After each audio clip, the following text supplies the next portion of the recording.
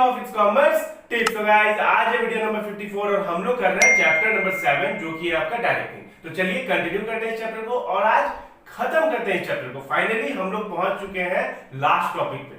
बहुत ही लंबा चैप्टर था, एक एक करके हम लोगों ने सारा कुछ डिटेल में समझा, सारा टॉपिक। उसके बाद आ चुके हैं फाइनली आज लास्ट टॉपिक पे। आज वीडियो नंबर 54 डायरेक्टिंग का लास्ट टॉपिक, आज इस चैप्टर को हम लोग खत्म करेंगे। तो चलिए लेट्स स्टार्ट।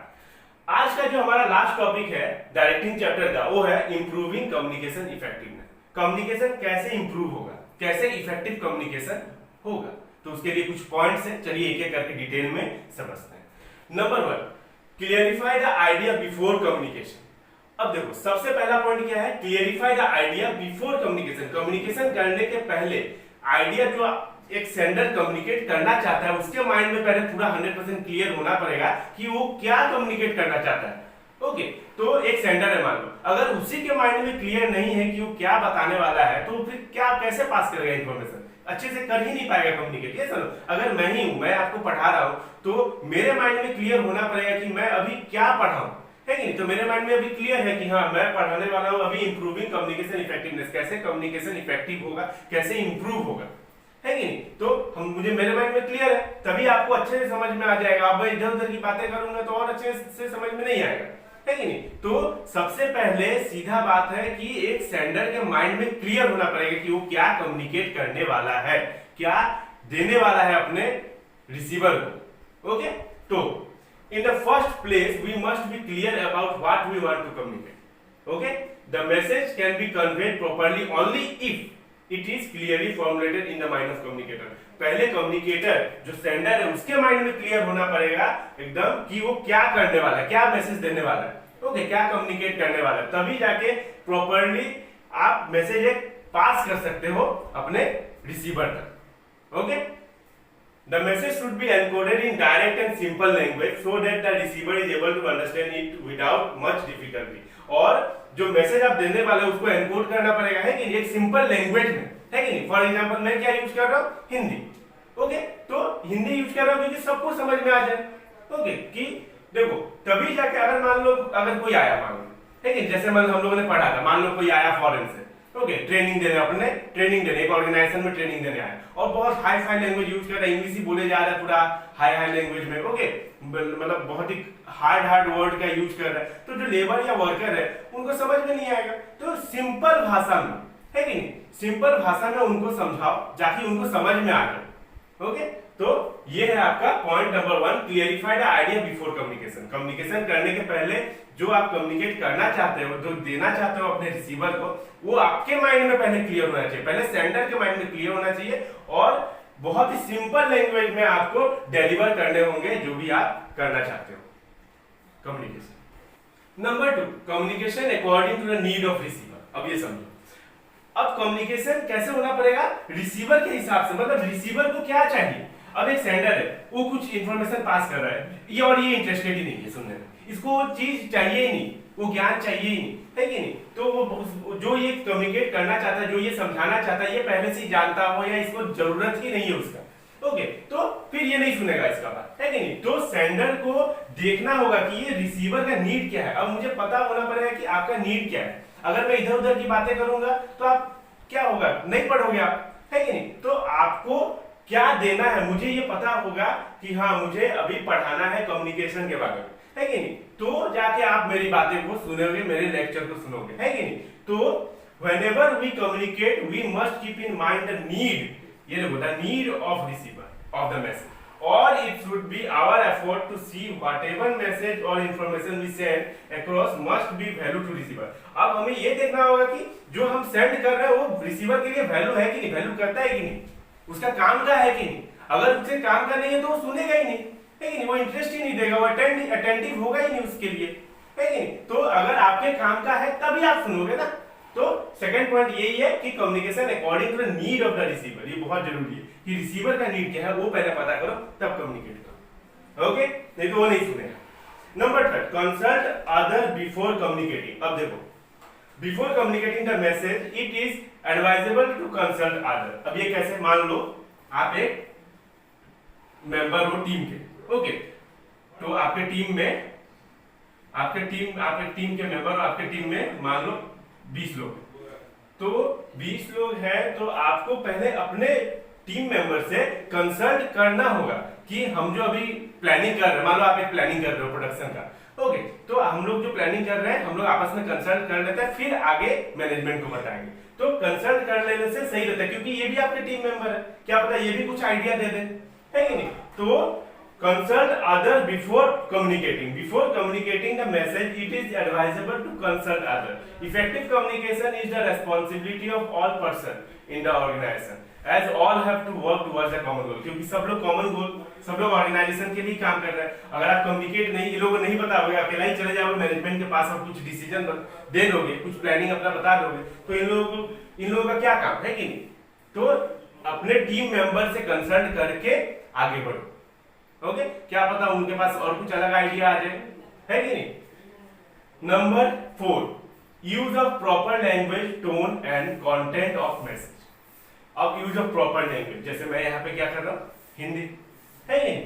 तो for an effective communication the word, जो वर्ड में यूज कर रहा हूँ एकदम आसान होना चाहिए। अब कोई आएगा शॉर्टकट वर्ड यूज कर देगा, है कि नहीं, तो वर्कर को नहीं समझ में आएगा। बहुत ही हार्ड वर्ड अगर यूज कर दिया, तो एक वर्कर या लेबर को जब अगर ट्रेनिंग दे रहा है, मान लो कोई आया है बाहर से और हार्ड वर्ड यूज करके ट्रेनिंग दे रहा है, तो लेबर को आधा से ज्यादा बातें समझ में आएंगी ही नहीं, है कि नहीं। तो वर्ड जो है सिंपल होना चाहिए, टोन भी अच्छा होना चाहिए। अब मैं टोन मतलब गुस्से से पढ़ाऊंगा, है कि नहीं, रो के पढ़ाऊंगा, हंस के पढ़ाऊंगा, तो ऐसे नहीं होगा, है कि नहीं। तो टोन भी सही होना चाहिए, क्योंकि टोन से ही पता चल जाता है कि ये इंसान गुस्से में है या अच्छे से है, तो ये सब टोन से ही पता चल जाता है कि नहीं। तो एक अगर मान लो वर्कर बैठे हुए 50 और उसको बता रहा है एकदम टोन एकदम कड़क टोन में, या फिर डांट के ऐसा मतलब एक्सप्रेशन है कि बहुत गुस्से में है, तो वो लोग इंटरेस्ट ही नहीं देंगे, है कि वो लोग बोलेंगे कि कैसा ये हमारा लीडर है कि नहीं, ये जो कैसा आया है, okay.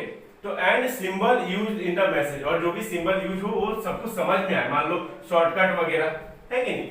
Must be selected very carefully, the language used should not offend the sentiment of listener. अब जो लैंग्वेज यूज हो रहा है वो किसी के भावनाओं को ठेस ना पहुंचाए। अगर मान लो मैं कुछ पढ़ा रहा हूं, तो मैं कुछ ऐसा लैंग्वेज ना यूज कर दूं, है कि नहीं, ताकि आपके भावनाओं को ठेस पहुंचे। तो उसी तरीके से मान लो कोई अगर मैसेज दे रहा है एक ऑर्गेनाइजेशन में, तो किसी वर्कर के भावनाओं को ठेस ना पहुंचे, इसका ध्यान रखना बहुत जरूरी है कि नहीं, क्योंकि हर इंसान का अपना अपना एक सेंटिमेंट होता है, ये समझ लो।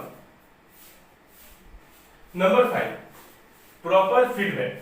अब देखो, जब जैसे हम लोगों ने पढ़ा था, कम्युनिकेशन कहां से शुरू होता है, सेंडर से शुरू होता है, और कहां खत्म होता है, सेंडर तक ही, सेंडर पे ही आके खत्म होता है। कैसे, अगर मान लो सेंडर ने कुछ कम्युनिकेट किया और रिसीवर ने वापस उसको फीडबैक नहीं दिया, तब तक ये कम्युनिकेशन प्रोसेस खत्म नहीं होगा, है कि नहीं। हम लोगों ने एलिमेंट्स ऑफ कम्युनिकेशन प्रोसेस में पढ़ा था कि सेंडर से शुरू होता है और सेंडर पे ही खत्म होता है। क्योंकि अगर आप कुछ मैसेज दोगे तो उसका रिप्लाई अगर आ गया कि हाँ ठीक है या फिर नहीं है ठीक, ओके, जो भी हो, तो तब जाके आपका कम्युनिकेशन प्रोसेस खत्म होता है। तो वैसे ही फीडबैक, कि जब तक आपको फीडबैक मिल जाए, कि आप अगर किसी को अपने दोस्त को बोलोगे कि यार एक काम करो, कल कॉलेज जल्दी आ जाए, तो उसने बोलेगा कि ठीक है आ जाऊंगा, तो ये फीडबैक कंप्लीट हो गया। ये मतलब फीडबैक क्या, कम्युनिकेशन कंप्लीट हो गया कि आपने कुछ बोला, उसने वहां से रिप्लाई दिया, फीडबैक दिया कि ठीक है, या फिर मुझे कुछ काम है मैं नहीं आ सकता, है कि नहीं। तो कुछ भी रिप्लाई तो आया था।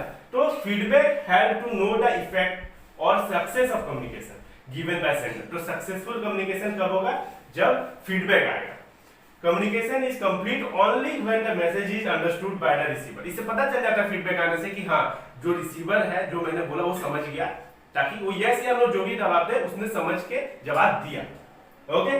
Number 6, communication for the present as well as for future. अब कम्युनिकेशन प्रेजेंट के लिए तो करना ही है, फ्यूचर के लिए भी करना है कि नहीं। फ्यूचर प्लानिंग भी तो बनाते हैं ना, तो कम्युनिकेशन प्रेजेंट के लिए भी होगा और फ्यूचर के लिए भी होगा, ये सिर्फ प्रेजेंट के लिए नहीं होता है। तो communication must meet the need of present organization as well as for the future organization. तो कम्युनिकेशन प्रेजेंट के लिए भी होता है और हम फ्यूचर प्लानिंग भी करते हैं, okay. Number 7, follow up communication. अब ये क्या है, there should be proper follow up of information given by manager to subordinate. This follow up helps to remove hurdles, misunderstanding of instruction given by manager to his subordinate. अब जो भी communicate किया है एक मैनेजर ने अपने subordinate को, okay, जो भी कम्युनिकेट किया है, जो भी कुछ इंफॉर्मेशन दी है, ओके, एक बार तो इंफॉर्मेशन दे दी, कम्युनिकेट कर दिया, अब बीच बीच में उसको जाके देखते रहो, मतलब फॉलो अप करना, है कि नहीं। बीच बीच में जाके देखो कि मैंने जो बोला है, मान लो एग्जांपल प्रोडक्शन के बारे में बताया कि प्रोडक्शन कैसे होनी चाहिए, और वैसे हो रही है कि नहीं, बीच बीच में आप फॉलो अप करो, देखो, ताकि उनको कोई दिक्कत ना आए, कोई हर्डल्स ना आए, मिसअंडरस्टैंडिंग ना हो, है कि नहीं। तो इससे क्या होगा, आपका रिजल्ट सही आएगा। आपने मान लो इन्फॉर्मेशन दे दी, उसके बाद अगर आप चले गए वहां से, इन्फॉर्मेशन दे दी चले गए, तो ये ठीक नहीं है कि नहीं। अगर कुछ बीच में मिसअंडरस्टैंडिंग आ गई या कोई दिक्कत आ गई तो फिर कौन बताएगा उनको। तो बीच बीच में आपको फॉलो अप करते रहना होगा अपने सबऑर्डिनेट को। Okay, number 8, good listener. The sender must listen to receiver's word. Alternatively, on the other hand, receiver must also listen with due attention.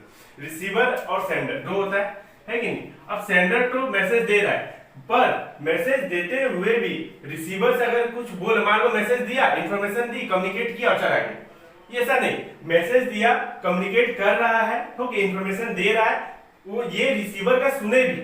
Sender जो है रिसीवर का भी कुछ बातें सुनना होगा। मान लो अगर रिसीवर भी कुछ बीच में पूछ रहा है या कुछ, उसके एक्सप्रेशन से आपको पता चल जाएगा कि आप जो बोल रहे हो समझ रहा है कि नहीं, है कि नहीं। वो एक्सप्रेशन से दिख जाता है कि यार ये डाउट में है, जिसका शक्ल देख के लग रहा है कि ये डाउट में, तो आपको उसे देखना होगा, आपको रिसीवर्स का भी बातें सुननी होगी, है कि नहीं। ये नहीं कि आप अपना ही बातें बोले जा रहे हो और उसके वहां से चलते बने, ऐसा नहीं। आपको रिसीवर का भी बात सुनना होगा और रिसीवर को भी ध्यान से अटेंटिव होके सेंडर का बात सुनना होगा। दोनों को एक दूसरे का बात ध्यान से सुनना होगा। अगर रिसीवर कुछ पूछता है तो सेंडर को उसका जवाब देना होगा। ओके, तो गुड लिसनर, दोनों को गुड लिसनर होना बहुत ही बहुत जरूरी है।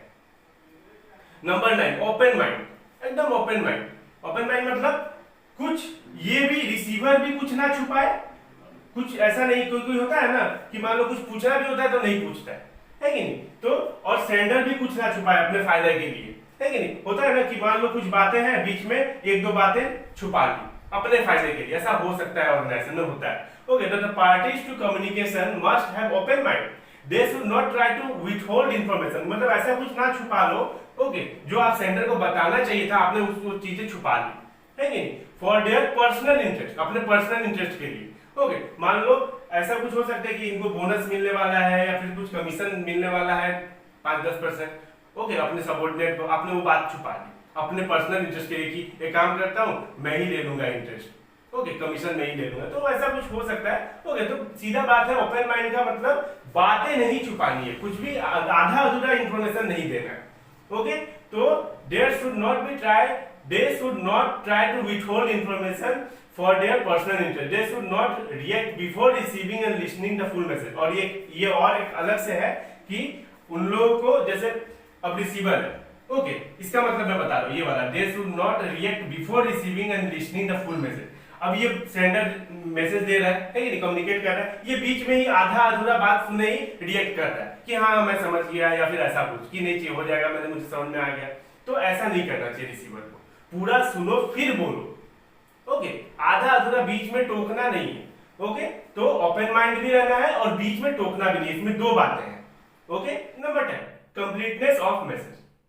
कंप्लीट मैसेज यानी अब एक सेंडर रिसीवर तक मैसेज पहुंचा रहा है तो पूरा कंप्लीट मैसेज पहुंचाए, ये नहीं कि आधा अधूरा बात। फॉर एग्जांपल मान लो आपके टीचर ने बोला कि कल बिजनेस स्टडीज का टेस्ट है, ओके, चला गया। अब आप डाउट में रहोगे कौन से चैप्टर का टेस्ट है कि नहीं। तो अगर टीचर बोलता है कि हाँ कल आपके चैप्टर 7 डायरेक्टिंग का टेस्ट है, तब क्लियर है आपके लिए, है कि नहीं। आप गेस नहीं करोगे कि चैप्टर 1 का टेस्ट है या 2 का टेस्ट है। ओके, तो a message is effective only when it is given completely. The receiver should not be left guessing. अब ये गेस मतलब तो गेस ही करता रह जाओगे कि हाँ मैं क्या पढूं, चैप्टर 1 पढूं, 2 पढूं, 3 पढूं, है कि नहीं। इट में लीड टू मिसअंडरस्टैंडिंग, और मिसअंडरस्टैंडिंग क्रिएट होना शुरू हो जाएगा। ओके, तो उसी तरीके से जैसे मान लो ऑर्गेनाइजेशन में अगर मान लो कोई एक मैनेजर है, अपने सबऑर्डिनेट को आधा अधूरा मैसेज बता रहा है कि नहीं, कि प्रोडक्शन करके रखना। अब कितना यूनिट प्रोडक्शन करना है नहीं बताएगा तो कैसे करेगा कि 400 करेगा ना 500 करेगा ना 10 करेगा ना 20 करेगा, है कि नहीं। तो कंप्लीट मैसेज होना जरूरी है। ओके, तो आई होप आपको क्लियर हो गया होगा इंप्रूविंग कम्युनिकेशन इफेक्टिवनेस। ओके, तो बस guys, if you like the video then please do like, share and subscribe.